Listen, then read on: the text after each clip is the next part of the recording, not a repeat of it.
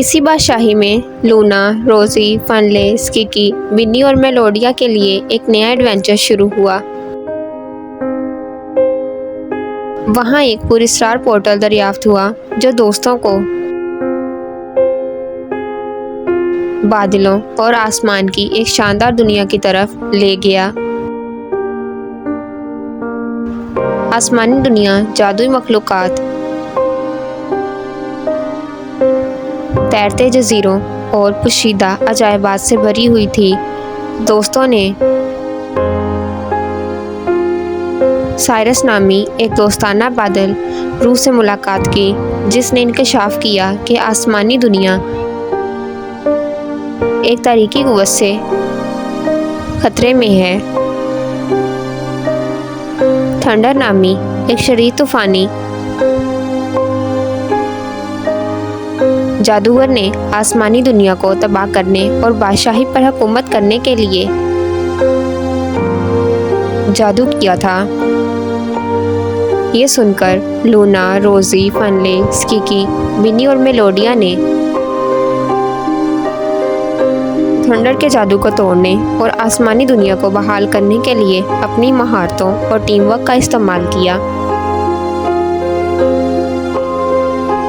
जब उन्होंने आसमान का सफ़र किया तो उन्होंने बादलों के छुपे शहर, कदीम खंडरात और जादुई नमूने दरियाफ्त किए। इनकी मुलाकात प्रोफेसर ब्रीज नामी एक पुराने वन विज़र्ड से हुई, जिसने उन्हें आसमान के जादू और राजों के बारे में सिखाया।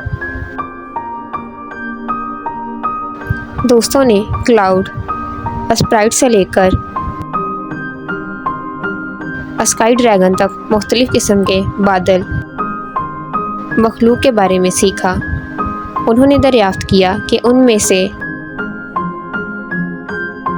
हर एक आसमान के जादू से ख़ास ताल्लुक़ रखता है। अपनी नई ताकतों के साथ उन्होंने थंडर के मनेज से जंग की और इसके तारीकी टावर तक पहुंच गए। आखिरी जंग में उन्होंने थंडर को पीछे छोड़ दिया और इसके तारीकी जादू को तोड़ दिया, आसमानी दुनिया और बादशाही में अमन बहाल किया। बादशाही के बच जाने के बाद दोस्त ज़मीन पर वापस आ गए। एक बार फिर हीरो के तौर पर उनकी तारीफ की गई। वो आसमान को तलाश करते रहे, इसके राज़ों और जादू के बारे में मज़ीद सीखते रहे।